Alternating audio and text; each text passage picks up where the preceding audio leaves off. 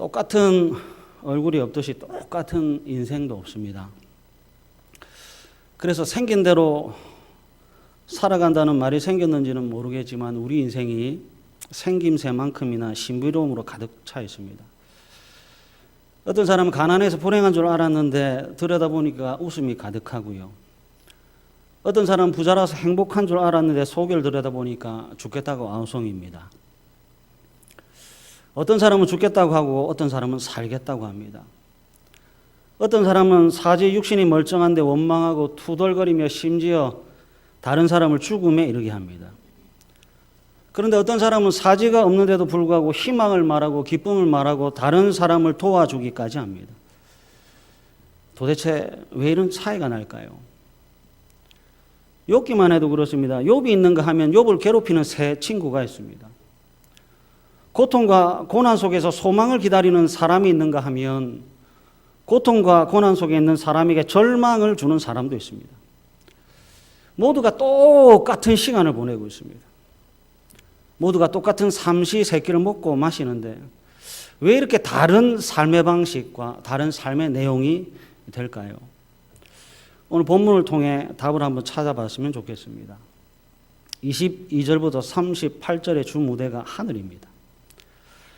하나님께서 하늘을 교재 삼아 요압에게 말씀하고 계세요.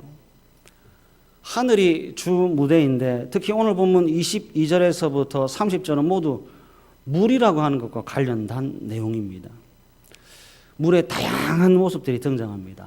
22절 눈과 우박이 등장합니다. 그리고 25절, 26절 물의 또 다른 모습인 비가 나오고요. 28절에는 이슬방울이 등장하고요. 29절에는 얼음과 서리가 등장합니다. 물의 다양한 모습들을 보십시오. 물이 어떤 때는 눈으로, 어떤 때는 우박으로, 어떤 때는 얼음과 서리와 같이 단단하고 굳은 모습이 됩니다. 또 어떤 때는 이슬방울과 비처럼 부드럽고 유연한 모습이 되기도 합니다. 참 신비롭습니다. 물이 얼마나 신비한지 생긴 모습만 변하는 것이 아니라 변한 모습에 따라 사용되는 목적도 변합니다. 22절 눈과 우박이 됐을 때 단단하고 굳은 모습일 때는 23절의 말씀처럼 환난 때와 교전과 전쟁의 날을 위하여 눈과 우박이 심판의 도구로 사용됩니다. 여호수아 10장 11절에 하나님께서 아모리 족속을 두렵게 하시려고 여호와께서 하늘에서 큰 우박덩이를 내리셨다고 기록하고 있습니다. 그리고 출애굽기 9장에 이집트에 내린 7번째 재앙 역시 우박이었습니다. 환난 때와 교전과 전쟁의 날을 위하여 눈과 우박이 심판의 도구로 사용된 일반 역사 증거가 있는데 나폴레옹과 히틀러입니다. 나폴레옹과 히틀러 둘 모두 적의 공격이 아니라 지독한 눈보라와 추위에 수많은 병사들을 잃어버렸습니다. 참고로 동장군이라는 말은 1812년 보로디노 전투에서 나폴레옹의 프랑스군이 패퇴한 것을 보고 영국 기자가 제너럴 프로스트라고 기사를 쓰면서 동장군이라는 말이 유래했다고 합니다. 아무튼 보세요. 눈과 우박은 하나님의 전쟁 무기요 심판의 도구가 됩니다. 이번에는 똑같은 물이 눈과 우박이 아니라 비가 됐을 때, 이슬 방울이 됐을 때를 보십시오. 26절과 27절입니다. 다 같이 읽겠습니다. 시작.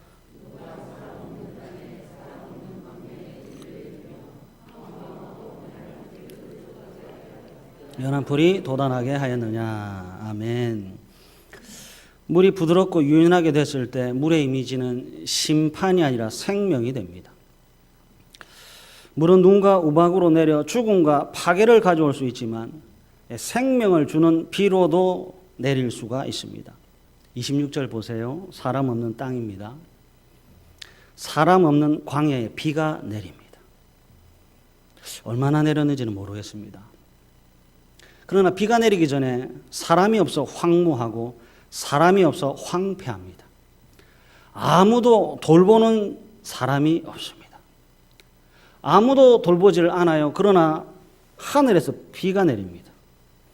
황무하고 황폐한 그 땅에 비가 흠뻑 내렸더니 아무것도 없는 곳에 연한 풀이 돋아납니다. 비와 이슬 방울은 곡식을 자라게 하고 얼음과 서리는 생명을 위협하고 파괴해 서서히 죽음에 이르게 합니다.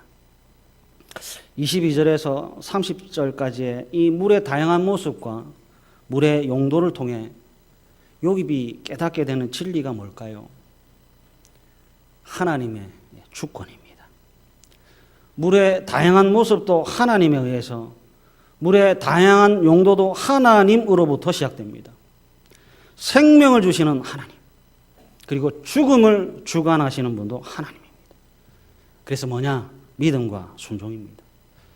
믿어야 살고 순종해야 생명입니다. 여러분 기억하십시오. 우리는 수많은 길을 걸어가는 것이 아니라요, 우박을 맞으면서 살 것이냐, 비를 맞으며 살 것이냐 밖에 없습니다.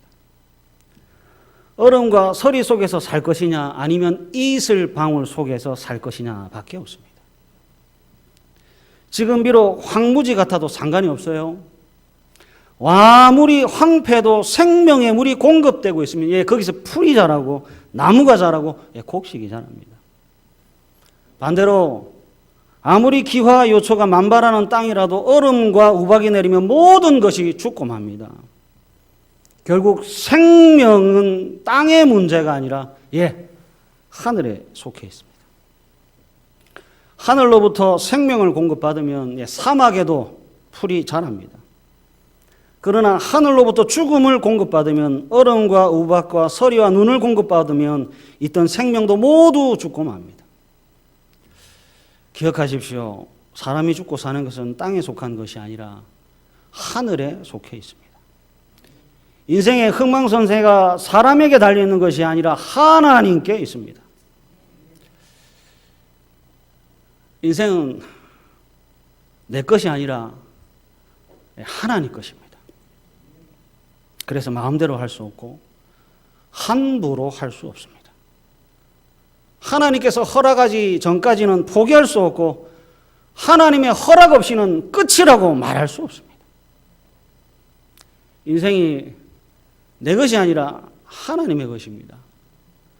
그래서 마음대로 할 수 없고 함부로 할 수 없습니다. 하나님의 허락이 있어야 끝입니다. 하나님의 허락이 있어야 포기할 수 있습니다. 하나님이 허락하지 않으면 포기할 수 없어요. 하나님이 허락하지 않으면 끝을 낼 수가 없습니다. 에스겔서 16장 5절과 6절입니다. 우리 다 같이 한 목소리로 읽겠습니다. 시작. 아무도 너를 돌보아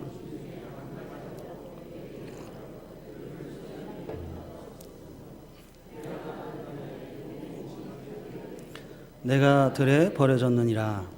내가 내 곁으로 지나갈 때 내가 피투성이가 되어 발짓하는 것을 보고 내게 이르기를 너는 피투성이라도 살아있으라. 다시 이르기를 너는 피투성이라도 살아있으라. 아멘. 아무도 돌봐주지 않아도요, 아무도 불쌍히 여겨주지 않아도, 그래서 피투성이가 되어 있을지라도 살아있으라고 하나님께서 말씀하세요. 욥이 피투성이가 되어 있습니다. 욥의 친구들은 피투성이가 된 욥을 도와주지 않고 피투성이가 된 욥을 불쌍히 여겨주지도 않습니다. 참 믿을 수 없는 존재가 인간이네요. 그러나 너는 피투성이라도 살아있으라는 하나님의 말씀이 있고 인생이 내 것이 아니라고 하는 것을 알기에 살아내야 합니다. 황무지와 황폐한 땅에 비를 주시는 하나님의 말씀이기에 오늘을 살아내야 합니다. 왜 황무지가 됐는지, 왜 황폐하게 됐는지보다 황폐하고 황무한 토지를 흡족하게 하여 연한 풀이 돋아나게 하시는 하나님 아버지가 계세요. 그래서 누구라도 살 수 있습니다. 피투성이라도 살 수 있습니다. 너는 피투성이라도 살아있으라. 하나님께서 하시는 일이 있고요, 사람이 해야 하는 일이 있습니다. 하나님께서 하시는 일은 믿음이 되고요, 사람이 해야 하는 일은 순종이 됩니다. 오늘 본문 31절에서부터 33절 말씀입니다. 다 같이 한 목소리로 읽겠습니다. 시작. 내가 묘성을 메어 묶을 수 있으며 삼성의 띠를 풀 수 있겠느냐.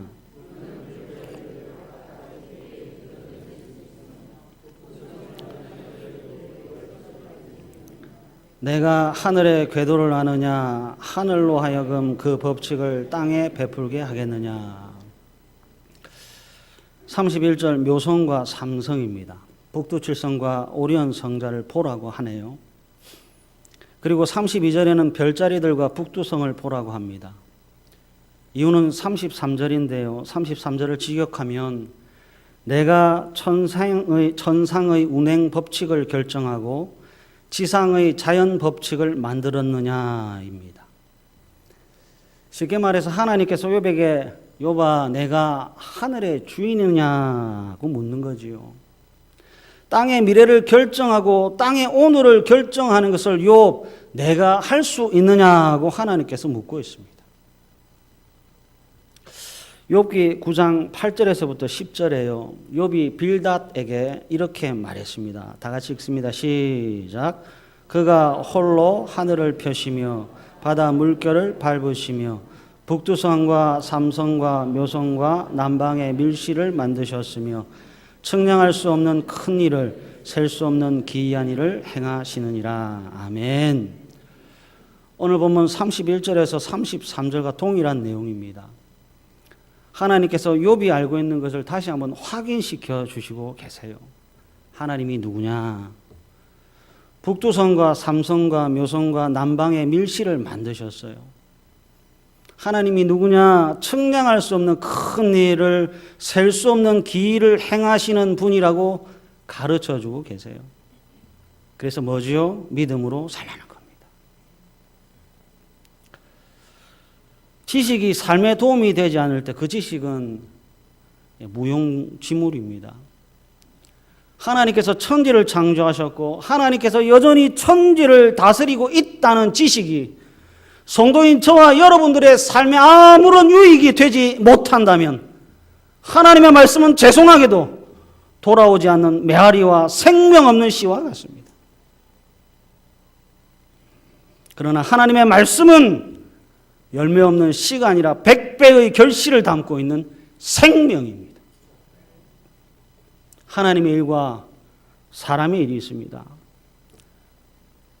하나님은 여전히 어제도 오늘도 내일도 큰 일과 셀 수 없는 기이한 일을 행하고 계십니다. 하나님은 누가 뭐래도 하나님입니다. 하나님께서 창조하신 큰 일과 셀 수 없는 기이한 일들을 보니까 북두성은 북두성대로, 오리온 성자는 오리온 성자대로 모든 별자리들이 그 법칙에 매여 있습니다. 하늘에 존재하는 수많은 모든 별자리들이 하나님의 질서에 매여 있습니다. 여러분 바로 이 대목입니다. 하나님께서 욥에게 하시는 말씀은 욥아 나는 내 일을 최선을 다해 하고 있다. 욥아 내 아들 욥아 너는 어떻느냐? 하늘의 별들도 내가 만든 대로 법대로 질서대로 움직이고 있다. 그럼 내 사랑하는 욥아 너는 어떻게 살고 있느냐? 하늘의 별들이 내 법과 내 질서대로 움직이는 것처럼 너도 내 법과 내 질서에 매여 있느냐를 하나님께서 묻고 있습니다. 고난받고 있다고 불법을 저지르고 있지는 않느냐? 피투성이가 됐다고 생을 포기하려고 하지는 않느냐? 인생이 황무지가 되고 황폐한 땅이 됐다고 원망과 불평만 하고 있지 않느냐? 힘든 인생이라고 타협하고 괴롭다고 마구잡이로 인생을 살아가고 있지는 않느냐고 하나님께서 욥에게 묻고 있습니다. 바쁘다고 핑계대면 인생을 낭비하고 있지는 않느냐? 먹고 살기 바쁘다고 예수쟁이로서의 명예를 포기하고 살고 있지는 않느냐? 하나님께서 하늘의 수많은 별들을 통해서 욥에게 묻고 있어요. 하나님께서 하늘의 수많은 별들을 통해서 저에게 그리고 여러분들에게 묻고 계세요. 하늘을 봐라. 별들이 내 법칙에 매여 있다. 사랑하는 아들과 딸들아, 너희들도 내 법칙과 내 질서에 내 말씀에 매여 있느냐? 북두성은 그 자리 지키고 있고 오리온도 그 자리를 지키고 있는데 비투성이라고 자리를 박차고 떠나지는 않느냐? 힘든다고 타협하고 바쁘다고 핑계대며 인생을 낭비하고 있지는 않느냐? 먹고 살기 바쁘다고 예수쟁이라고 하는 명예를 쓰레기통에 버리지는 않았느냐? 가난하다고 모든 사람이 도둑놈이 되는 것 아닙니다.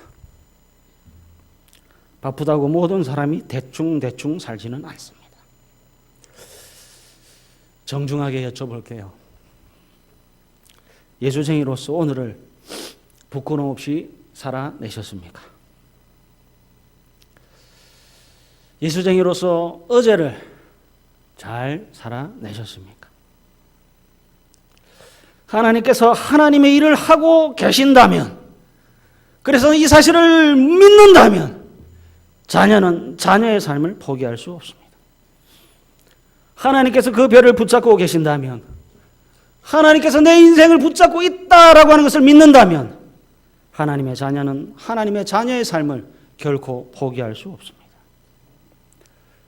오늘 보면 31절과 32절의 별은 북두성과 삼성과 묘성은 다른 곳으로 이동의 자유를 박탈당한 것이 아니라 하나님께서 지정한 가장 아름다운 자리, 하나님께서 지정한 가장 고유한 자리를 지켜내고 있습니다.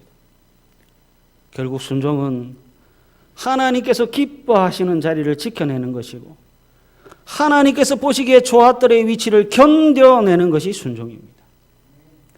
예레미야 33장 2절, 이를 행하시는 여호와, 그것을 만들어 성취하는 여호와가 하나님이시라는 것을 믿는다면, 일하시는 하나님, 크고 비밀한 일을 셀 수도 없이 하는 분이 모든 인간의 유일한 신앙의 대상이고 내용입니다.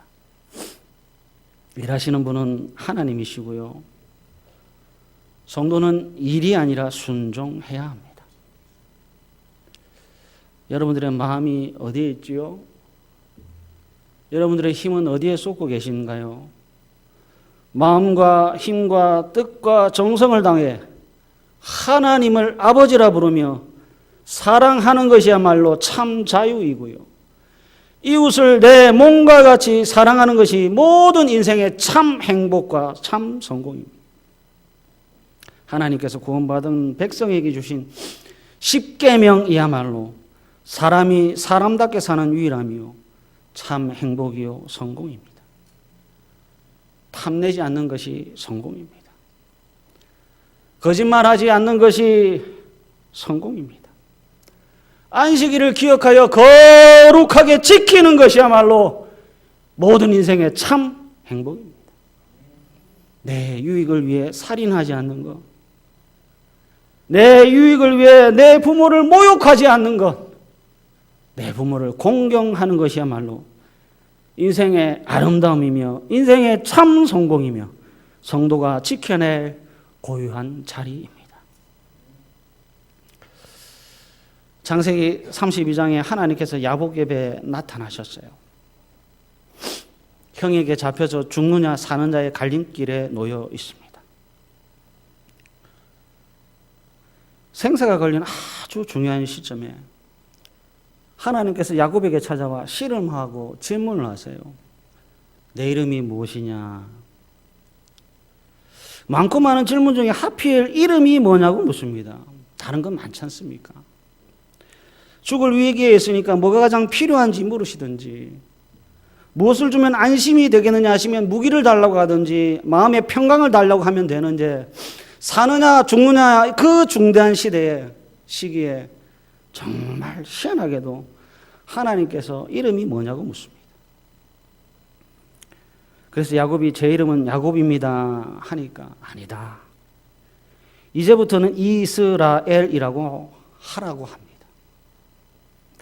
창세기 32장은 야곱의 끝이고 야곱의 시작입니다. 야곱의 끝이고 이스라엘의 시작입니다. 속이는 자, 남의 발 뒤꿈치나 붙잡고 사는 도둑과 같은 야곱이 끝나는 지점이고요. 하나님과 겨루어 이겼다. 그래, 이제부터는 하나님의 은혜로만 살겠다는 이스라엘의 시작입니다. 하나님은 여전히 큰 일을 하실 것이고 셀 수 없는 기이한 일들을 야곱이 하는 이스라엘을 위하여 하실 겁니다.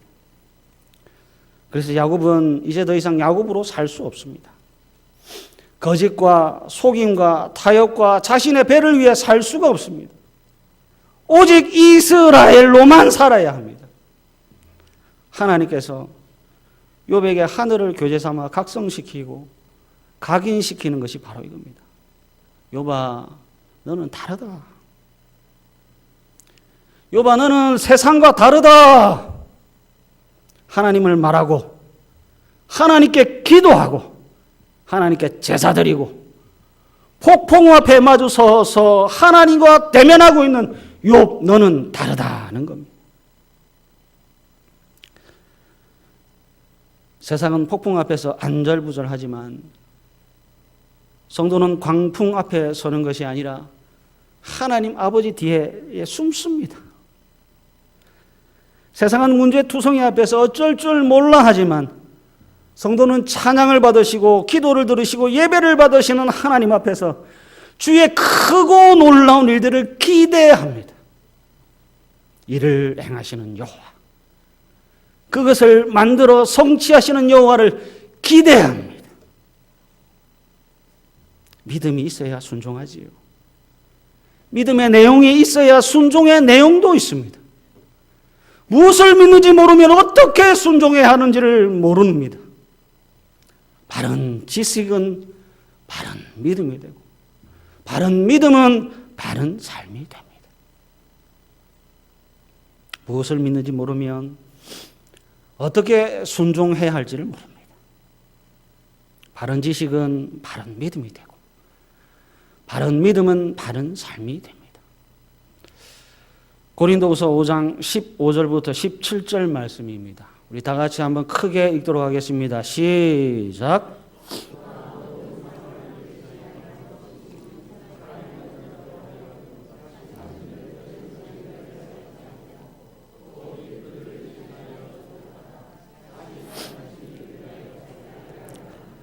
그러므로 우리가 이제부터는 어떤 사람도 육신을 따라 알지 아니하노라. 비록 우리가 그리스도도 육신을 따라 알았으나 이제부터는 그같이 알지 아니하노라. 그런즉 누구든지 그리스도 안에 있으면 새로운 피조물이라. 이전 것은 지나갔으니 보라 새 것이 되었도다. 아멘. 그런즉 누구든지 그리스도 안에 있으면 새로운 피조물이라. 이전 것은 지나갔으니 보라 새 것이 되었도다. 아멘. 새로운 피조물입니다. 육신을 따라 살던 야곱의 종말이고요. 죽었다가 다시 살아나신 이를 위하여 살게 되는 이스라엘의 시작입니다. 피투성이라도 살아가십시오. 황무지라도 황폐함이라도 살아가십시오. 하늘에서 비가 내릴 겁니다. 별들이 자신들의 자리를 지켜내듯이 성도라고 하는 자리를 지켜내십시오. 예수님이 예수님처럼 살았다면 성도는 예수님처럼 사는 것이 순리입니다. 33년 인생에 예수님께서 십자가 하나 덩그러 남겨놓았습니다.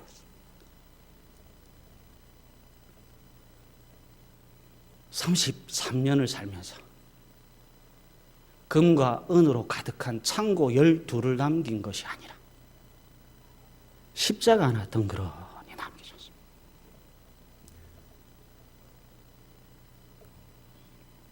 예수님은 예수님처럼 사셨습니다. 성도는 예수님처럼 사는 것이 순리입니다.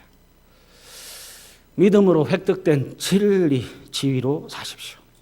왕 같은 제사장입니다. 여러분들이 살지 않으니까 멈추고 이미 만들어진 길이 아니라 새 길을 가라 따라 살려고 하니까 삶이 버겁습니다. 거룩해야 하는데 거짓으로 살아가니까 위선자라는 소리를 듣습니다. 그리스도인으로 살아가십시오. 십자가라는 좁고 협착한, 세상에는 미련하고 믿는 우리에게는 하나님의 능력이 되는 십자가로 살아가시는 참된 교회와 성도들이 되시기를 간절히 바랍니다.